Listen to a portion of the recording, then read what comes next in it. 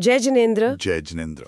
आज हम एक ऐसे विषय पर बात करने जा रहे हैं जो जैन धर्म को समझने के लिए बहुत जरूरी है और अक्सर थोड़े सवाल भी खड़े करता है। हाँ बिल्कुल, भगवान शब्द। हाँ, भगवान शब्द। जैन धर्म में ये शब्द तो है, पर यहाँ भगवान का मतलब वो नहीं जो आमतौर पर समझा जाता है। मतलब ना सृष्टि बनाने वाले, ना कोई वरदान देने वाले। सही कहा। तो फिर ये है कौन? इनकी पूजा क्यों होती है? आज हम इसी को समझने की कोशिश करेंगे। हमारे पास तत्वार्थ सूत्र, समयसार, द्रव्य संग्रह जैसे ग्रंथों पर आधारित कुछ जानकारी है। जी, और हमारा मकसद यही है कि जैन दर्शन में भगवान का सही अर्थ क्या है, उनके गुण क्या हैं और इसके पीछे का लॉजिक दर्शन क्या है, इसे साफ करें, कुछ गलतफहमियां भी दूर हों। बिल्कुल। तो चलिए शुरू करते हैं। सबसे पहले एकदम बेसिक परिभाषा से, जैन धर्म में भगवान हैं कौन? देखिए, सबसे पहली और जरूरी बात, जैन धर्म में भगवान कोई बाहरी शक्ति नहीं है। मतलब वो दुनिया बनाने वाले या चलाने वाले नहीं हैं। अच्छा, तो फिर? भगवान असल में वो आत्माएं हैं जो मुक्त हो चुकी हैं, पूरी तरह से। मुक्त? किससे मुक्त? अपने कर्मों से, खासकर उन कर्मों से जो आत्मा के असली गुणों को ढक लेते हैं, और उन कर्मों से पैदा होने वाले जो विकार हैं, राग, द्वेष, गुस्सा, अज्ञान, इन सब से जब ये सब पूरी तरह नष्ट हो जाते हैं, तब वो आत्मा भगवान कहलाती है। हाँ बिल्कुल, तब आत्मा के अपने जो स्वाभाविक गुण हैं, अनंत ज्ञान, अनंत दर्शन, अनंत सुख, अनंत शक्ति, वो पूरी तरह से, मतलब 100% प्रकट हो जाते हैं। यही आत्मा की सबसे शुद्ध, सबसे ऊंची अवस्था है। इसे ही भगवान कहते हैं। ये कोई पोस्ट नहीं, ये अवस्था है। और ये अवस्था भी सुनने में आता है दो तरह की है, मुख्य रूप से अरहंत और सिद्ध। पंच परमेष्टि में सबसे ऊपर यही आते हैं। जी हाँ, अरहंत और सिद्ध दोनों ही भगवान हैं। अरहंत वो हैं जिन्होंने 4 घातिया कर्मों का नाश कर दिया है। घातिया कर्म? ये कौन से हैं? ये वो कर्म हैं जो आत्मा के मूल गुणों पर सीधा घात करते हैं, उन्हें रोकते हैं। जैसे ज्ञानावरणीय, जो ज्ञान को ढकता है, दर्शनावरणीय, जो देखने की सामान्य बोध की शक्ति को ढकता है, मोहनीय, जो सही विश्वास और चरित्र को बिगाड़ता है, मतलब राग द्वेष पैदा करता है, और अंतराय, जो आत्मा की शक्ति में बाधा डालता है। जैसे दान देने की इच्छा हो पर दे ना पाए, या लाभ मिलना हो पर रुक जाए। अच्छा, तो जब ये 4 घातिया कर्म नष्ट हो जाते हैं, तब क्या होता है? तब आत्मा के वो 4 गुण जो मैंने बताए, अनंत ज्ञान, अनंत दर्शन, अनंत सुख और अनंत वीर्य, ये चारों पूरी तरह प्रकट हो जाते हैं। इन्हें अनंत चतुष्टय कहते हैं। अनंत चतुष्टय? हाँ, और एक खास बात, अरहंत अवस्था शरीर के साथ होती है। वो एक बहुत ही शुद्ध शरीर में रहते हैं, जिसे परमोद्धारिक शरीर कहते हैं। लेकिन उस शरीर में रहते हुए भी वो इन अनंत गुणों से युक्त होते हैं। और इनकी पहचान 2 शब्द बहुत आते हैं, वीतरागता और सर्वज्ञता। बिल्कुल, वीतरागी यानी जिनमें जरा भी राग, लगाव या द्वेष, नफरत नहीं बचा, और सर्वज्ञ यानी जो सब कुछ जानते हैं। शास्त्र ये भी कहते हैं कि वो 18 दोषों से रहित होते हैं। हाँ, वो लिस्ट काफी लंबी है। जन्म, बुढ़ापा, प्यास, भूख, रोग, डर, मोह, घमंड, नींद, चिंता, मृत्यु भी। जी, ये 18 दोष दिखाते हैं कि अरहंत भगवान शरीर में होते हुए भी शरीर की और मन की कमजोरियों और दुखों से पूरी तरह ऊपर उठ चुके हैं। वो एक तरह से जीते जी मुक्त हैं। वीतरागता और सर्वज्ञता ही उनका असली स्वरूप है। ये बात हमें जैन दर्शन के एक और बहुत ही फंडामेंटल सिद्धांत पर ले आती है, अकृतृत्ववाद। हाँ, ये बहुत महत्वपूर्ण है। कि भगवान करता नहीं है, तो फिर ये दुनिया, ये किसने बनाई? ये चल कैसे रही है? जैन दर्शन कहता है कि ये दुनिया, ये लोक हमेशा से है और हमेशा रहेगा, अनादि, अनंत। इसे किसी ने बनाया नहीं। किसी ने नहीं? नहीं, ये 6 मूल चीजों जिन्हें द्रव्य कहते हैं उनसे बनी है। जीव यानी आत्मा, पुद्गल यानी मैटर या पदार्थ, धर्म द्रव्य यानी जो चलने में मदद करता है, अधर्म द्रव्य यानी जो रुकने में मदद करता है, आकाश यानी जो जगह देता है, और काल यानी समय, जो बदलाव में निमित्त हैं। ये 6 द्रव्य अपने अपने स्वभाव से बदलते रहते हैं। इसे परिणमन कहते हैं। तो मतलब कोई कंट्रोलर नहीं है, सब अपने राफ हो रहा है? हाँ, सब स्वभाव से हो रहा है। हर द्रव्य अपने गुण और स्वभाव के अनुसार काम कर रहा है। किसी बाहरी मैनेजर की जरूरत नहीं है। तो इसका मतलब ये हुआ कि मेरी जिंदगी में जो भी हो रहा है, अच्छा या बुरा, उसके लिए कोई बाहर वाला भगवान जिम्मेदार नहीं। ये तो मेरे अपने कर्म और मेरी कोशिशों का नतीजा है। ये सोच तो बड़ी एम्पावरिंग है। बिल्कुल, यही तो अकर्तृत्ववाद का सार है। भगवान सिर्फ ज्ञाता दृष्टा हैं। वो सब कुछ जानते हैं, देखते हैं, पर करते या करवाते कुछ नहीं। वो सिर्फ मुक्त आत्माएं हैं। उन्हें केवली या केवल ज्ञानी भी कहते हैं। केवली? हाँ, केवल ज्ञान वाले। भगवत्ता पाना पूरी तरह से आत्मा का अपना काम है, अपनी मेहनत है। जब आत्मा अपने ऊपर से कर्मों का, अज्ञान का पर्दा हटाती है, तब उसे अपना असली रूप दिखता है। मुक्ति अपनी कमाई है, किसी की दया या कृपा नहीं। चलिए, अरहंत अवस्था पर वापस आते हैं। आपने कहा 4 घातिया कर्मों के नाश से अनंत चतुष्टय मिलता है। ये 4 अनंत गुण, जरा इन्हें थोड़ा और खोलकर बताएंगे? हाँ, जरूर। पहला है अनंत ज्ञान, जिसे केवल ज्ञान कहते हैं। केवल ज्ञान? इसका मतलब है बिना इंद्रियों की मदद के, बिना मन की मदद के, सीधे आत्मा से ही तीनों कालों की, पास्ट, प्रेजेंट, फ्यूचर और तीनों लोकों की हर चीज को, उसकी हर अवस्था को एक साथ एक ही समय में बिल्कुल साफ साफ जानना। कोई कंफ्यूजन नहीं, कोई डाउट नहीं। ये एब्सोल्यूट नॉलेज है। बाप रे, सब कुछ एक साथ। और दूसरा? अनंत दर्शन। अनंत दर्शन या केवल दर्शन, हाँ? इसका मतलब है पूरे लोक और अलोक का। मतलब जहां तक दुनिया है और जहां सिर्फ आकाश है, उस सब का एक सामान्य अवलोकन। ज्ञान स्पेसिफिक चीजों को जानता है, दर्शन बस एक जनरल परसेप्शन है, सबका एक साथ। दिगंबर परंपरा में मानते हैं कि ये दोनों ज्ञान और दर्शन एक साथ ही होते हैं।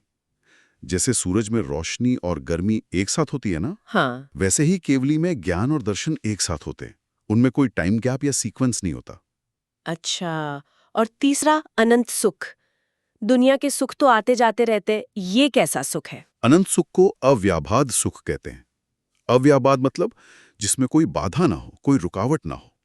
ये कर्मों से पैदा होने वाली सारी टेंशन, इच्छाएं, बेचैनी, शारीरिक मानसिक कष्ट, इन सब से पूरी तरह परे है।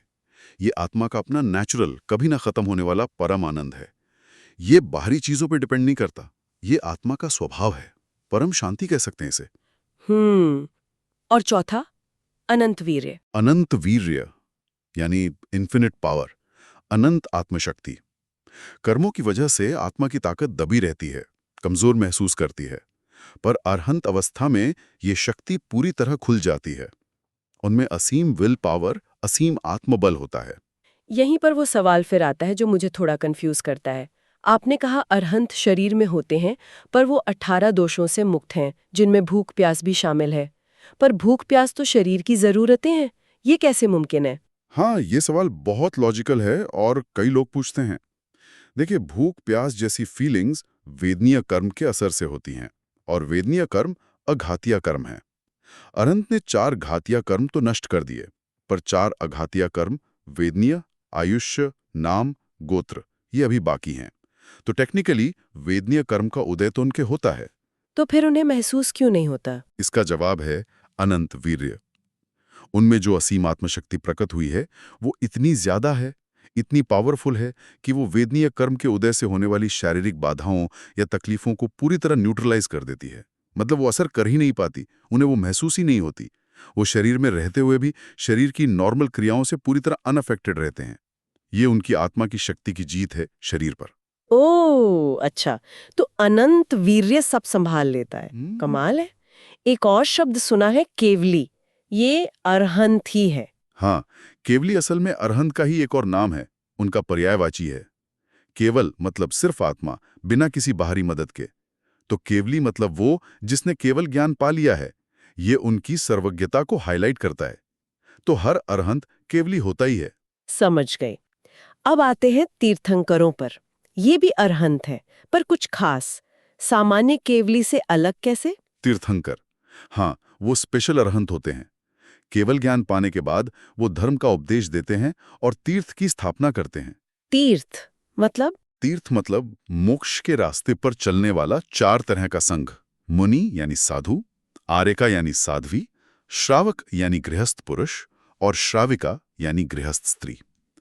तीर्थंकर एक तरह से धर्म के ऑर्गेनाइजर और पहले टीचर होते हैं उस काल के लिए। तो क्या सारे केवली तीर्थंकर बन जाते हैं? नहीं नहीं, ऐसा नहीं है। तीर्थंकर बनना एक बहुत ही खास पुण्य कर्म के उदय से होता है, जिसे तीर्थंकर नाम कर्म प्रकृति कहते हैं। और ये कर्म ऐसे ही नहीं बनता। अच्छा, कैसे बनता है? ये तब बनता है जब कोई आत्मा मनुष्य जन्म में 16 कारण भावनाओं का बहुत ही शुद्धता से, पूरी निष्ठा से पालन करती है। 16 कारण भावनाएं, ये क्या होती हैं? कुछ खास बातें बताएंगे इनकी? 16 की लिस्ट तो है, पर उनका सार समझना जरूरी है। मोटे तौर पर ये कुछ चीजों पर फोकस करती हैं। पहली, सही श्रद्धा और सही ज्ञान, सम्यक दर्शन ज्ञान के प्रति पक्का यकीन, उसे निर्मल रखना, लगातार ज्ञान का अभ्यास करना। दूसरी, अपना चरित्र एकदम शुद्ध रखना, अपने व्रत नियम बिना किसी गलती के पालना, अपनी शक्ति के अनुसार तप करना, त्याग करना। तीसरी, विनय और भक्ति, मतलब अरहंत, सिद्ध, गुरु, शास्त्र, इन सब के प्रति गहरी श्रद्धा और आदर रखना। और चौथी, जो बहुत महत्वपूर्ण है, दूसरों का कल्याण, साधुओं की सेवा करना, जरूरतमंदों की मदद, धर्म का प्रभाव बढ़ाना और सभी धर्म को मानने वालों के प्रति प्रेम और वात्सल्य रखना। तो ये सिर्फ अपनी शुद्धि नहीं, इसमें पर कल्याण की भावना बहुत प्रबल होती है। तो ये तो साफ है कि हर केवली तीर्थंकर नहीं होता है। एक समय में सामान्य केवली तो बहुत सारे हो सकते हैं, पर तीर्थंकर सीमित होते हैं, जैसे इस काल में 24 हुए। बिल्कुल। और अगर हम सामान्य केवली और तीर्थंकर में फर्क देखें तो देखिए, आत्मा की शुद्धि के लेवल पर कोई फर्क नहीं है। दोनों ही वीतरागी हैं, सर्वज्ञ हैं, दोनों में अनंत चतुष्टय है। स्पिरिचुअली वो बिल्कुल बराबर है। तो फिर प्रैक्टिकल डिफरेंस क्या है? प्रैक्टिकल डिफरेंस ये है, पहला, तीर्थंकरों में वो तीर्थंकर प्रकृति नाम का पुण्य कर्म उदय में आता है। दूसरा, सिर्फ तीर्थंकर ही चतुर्विध संघ बनाते हैं और धर्म का पहला उपदेश दिव्य ध्वनि देते हैं। तीसरा, तीर्थंकरों के साथ कुछ खास चमत्कारिक चीजें जुड़ी होती हैं, जिन्हें अतिशय कहते हैं, कुछ जन्म से, कुछ केवल ज्ञान के बाद। जैसे उनका शरीर बहुत सुंदर सुगंधित होता है, पसीना नहीं आता, उनके आसपास कई योजन तक शांति रहती है, बीमारियां नहीं फैलती, उनकी आवाज दिव्य ध्वनि हर कोई अपनी भाषा में समझ लेता है, देवता उनकी सेवा करते हैं, उनका संवशरण लगता है, जहां सब बैठकर उपदेश सुनते हैं। ये सब सामान्य केवली के साथ नहीं होता। अच्छा, तो अंतर मुख्य रूप से रोल का और इन बाहरी चिन्हों का है, आत्मा की अवस्था का नहीं। अब उस आखिरी मंजिल की बात करते हैं, सिद्ध अवस्था। ये कैसे मिलती है? जब अरंत भगवान की आयु पूरी होने को होती है, तब वो योग ध्यान के द्वारा अपने बाकी बचे 4 अघातीय कर्म, वेदनिया, आयुष्य, नाम और गोत्र, इनको भी पूरी तरह नष्ट कर देते हैं। जब आटो कर्म पूरी तरह खत्म हो जाते हैं, तब वो सिद्ध अवस्था को पा लेते हैं। यही है परम मुक्ति, मोक्ष, आत्मा की एकदम प्योर, कर्मों से पूरी तरह आजाद अवस्था। और कहते हैं कि जो अरहंत बनता है वो उसी भव में सिद्ध जरूर बनता है। हाँ, इसीलिए अरहंत या केवली को एका भवतारी कहते हैं। मतलब बस यही एक जन्म बचा है मोक्ष जाने के लिए। सिद्ध अवस्था पूरी तरह निराकारी है, मतलब बिना शरीर के, विदेह। इसमें आत्मा अपने असली स्वभाव में ज्ञानमय, आनंदमय, बिना किसी कर्मों या शरीर के बंधन के हमेशा हमेशा के लिए स्थिर हो जाती है। तो अरहंत और सिद्ध में एक बार फिर से मुख्य अंतर क्या हुए? मोटे तौर पर 4 अंतर हैं। पहला, कर्म। अरहंत ने 4 घातीय कर्म नष्ट किए, सिद्ध ने सभी 8 घातीय प्लस अघातियां। दूसरा, शरीर। अरहंत शरीर के साथ सदेह, सिद्ध बिना शरीर के, विदेह निराकार। तीसरा, स्थान। अरहंत यहीं मनुष्य लोक में रहते हैं, उपदेश देते हैं, सिद्ध लोक के सबसे ऊपर सिद्ध शिला पर विराजमान रहते हैं। चौथा, क्रिया। अरहंत में मन वचन काय की क्रिया होती है, वो उपदेश देते हैं। सिद्ध अयोगी होते हैं, कोई क्रिया नहीं करते, बस अपने अनंत गुणों में लीन रहते हैं। सिद्ध शिला, ये कहाँ है और आत्मा वहां पहुंचती कैसे है? सिद्ध शिला लोक के सबसे ऊपरी छोर पर मानी जाती है। जब आत्मा से सारे कर्मों का वजन हट जाता है, जैसे आप किसी लौकी पर मिट्टी लपेट दें तो वो डूब जाएगी, पर मिट्टी हटा दें तो ऊपर आ जाएगी। बिल्कुल वैसे ही आत्मा का स्वभाव ऊपर जाने, ऊर्ध्वगमन का है। कर्म हटते ही वो एकदम सीधी लोक के अंत तक जाती है और वहां सिद्ध शिला पर हमेशा के लिए स्थिर हो जाती है। वहां वो सिद्ध भगवान पूर्ण वीतराग, निराकार, निर्विकार, अपने अनंत ज्ञान, दर्शन, सुख, वीर्य में मग्न रहते हैं। क्योंकि वो निराकार हैं, इसलिए उनका ध्यान किसी मूर्ति या रूप में नहीं, बल्कि उनके शुद्ध आत्मस्वरूप, भाव निक्षेप के रूप में ही किया जाता है। ये सब सुनकर अब वो पहला सवाल और भी ज्यादा गहरा हो गया है। अगर भगवान, खासकर सिद्ध भगवान, कुछ करते नहीं, कहीं आते जाते नहीं, सुनते नहीं, देते नहीं, तो फिर ये इतनी पूजा, भक्ति, मंदिर, मूर्तियां, ये सब क्यों? क्या लॉजिक है इसका? हाँ, ये बिल्कुल सही सवाल है और पूरी चर्चा का सार यही है।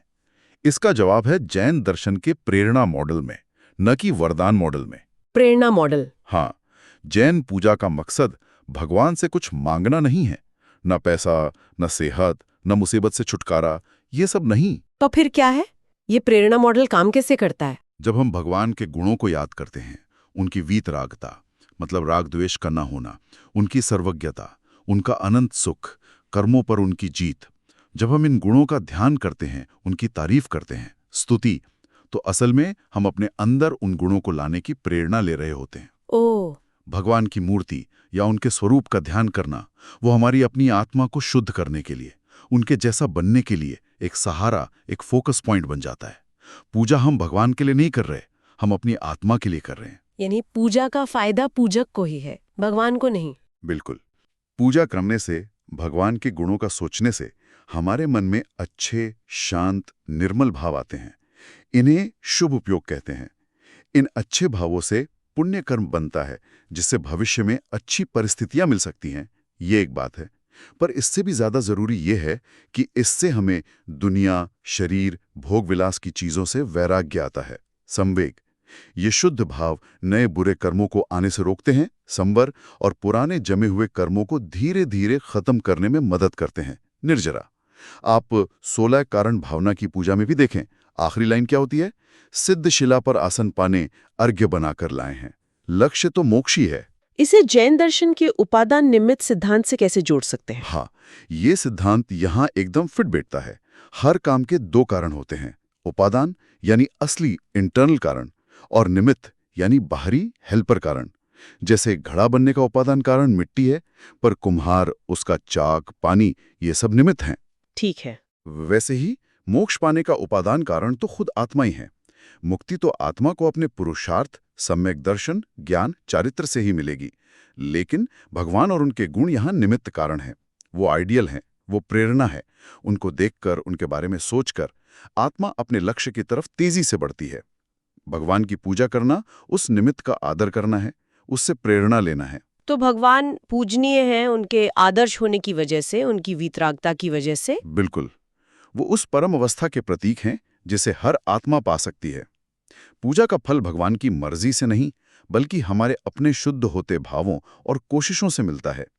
अगर हम भगवान को कर्ता या वरदान देने वाला मानेंगे, तो ये जैन दर्शन के मूल सिद्धांतों, अकर्तृत्ववाद और वीतरागता के खिलाफ हो जाएगा।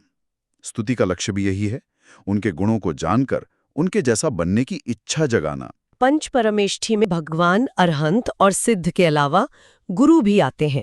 आचार्य, उपाध्याय, साधु, इनमें और भगवान में क्या फर्क है, संक्षेप में? हाँ, हालांकि सभी पूज्य हैं, पर उनकी अवस्था और रोल में अंतर है। भगवान अरहंत सिद्ध तो मंजिल हैं, वो परम शुद्ध अवस्था पा चुके हैं, सारे या मुख्य कर्म नष्ट कर चुके हैं। वो मोक्ष के जीते जागते उदाहरण हैं। उनकी पूजा हम द्रव्य चढ़ाकर, मतलब अर्घ्य वगैरह से भी करते हैं। और गुरु? गुरु, आचार्य, उपाध्याय, साधु उस मंजिल की तरफ ले जाने वाले गाइड हैं। वो खुद मोक्ष के रास्ते पर आगे बढ़ रहे हैं। उन्होंने अभी सारे कर्म नष्ट नहीं किए हैं, पर वो आत्मसंयम, ज्ञान, ध्यान में लगे रहते हैं। उनका काम है संघ को चलाना, शास्त्रों का ज्ञान देना, और जो मोक्ष जाना चाहते हैं उन्हें रास्ता दिखाना। उन्हें अर्घ्य नहीं चढ़ाते, बल्कि हाथ जोड़कर वंदना करते हैं, उनसे सीखते हैं। एक और जरूरी बात, क्या ये जो भगवान की अवधारणा है, ये सिर्फ जैन लोगों के लिए है? नहीं, बिल्कुल नहीं। वीतरागता और सर्वज्ञता किसी व्यक्ति, जाति या समाज की प्रॉपर्टी नहीं है। ये तो आत्मा की शुद्धि की एक यूनिवर्सल स्टेज है। कोई भी आत्मा, किसी भी बैकग्राउंड की हो, अगर सही रास्ते पर चले, मेहनत करे, तो इस अवस्था तक पहुंच सकती है। जैन दर्शन तो कहता है कि मोक्ष पाना हर जीव का जन्म सिद्ध अधिकार है और असली लक्ष्य है। इसलिए वीतराग भगवान का स्वरूप सबके लिए आदरणीय और फॉलो करने लायक है। आखिर में एक बार फिर से उन आम गलतफहमियों को क्लियर कर देते हैं जो अक्सर सुनने को मिलती हैं। हाँ, जरूर। संक्षेप में, पहली गलतफहमी, भगवान दुनिया बनाते या चलाते हैं। खंडन। जैन दर्शन अकर्तृत्ववादी है। दुनिया 6 द्रव्यों से बनी है, अनादि अनंत है। भगवान सिर्फ जानते देखते हैं, ज्ञाता दृष्टा है, कर्ता नहीं। ठीक। दूसरी गलतफहमी, भगवान प्रार्थना सुनकर वरदान या सजा देते हैं। खंडन। भगवान वीतरागी हैं, उन्हें राग द्वेष है ही नहीं, उन्हें किसी से कुछ लेना देना नहीं। हमें फल अपने कर्मों का मिलता है, भगवान उसमें दखल नहीं देते। और तीसरी, मंदिर में जो मूर्ति है वही भगवान है। खंडन। मूर्ति सिर्फ स्थापना निक्षेप है, भगवान के गुणों को याद करने का एक सिंबल, एक माध्यम। असली भगवान तो भाव निक्षेप यानी उनका शुद्ध आत्मा का स्वरूप है, जो कि निराकार है। तो कुल मिलाकर जैन धर्म में भगवान कोई बाहर बैठा कंट्रोलर नहीं, बल्कि हमारे ही अंदर की सबसे ऊंची संभावना है, अपनी आत्मा पर पूरी तरह विजय पाने का शिखर है। हर आत्मा में वो पोटेंशियल है, और पूजा का मतलब है उस आदर्श से प्रेरणा लेकर खुद को बेहतर बनाना, ना कि उनसे कुछ मांगना। बिल्कुल सही कहा आपने। और आज जो हमने बात की वो मुख्य रूप से तत्वार्थ सूत्र, समयसार, द्रव्य संग्रह, रत्नकरण, श्रावकाचार जैसे जैन धर्म के मूल और प्रमाणिक ग्रंथों पर आधारित थी। और अब जाते जाते सुनने वालों के लिए एक सवाल छोड़ जाते हैं सोचने के लिए।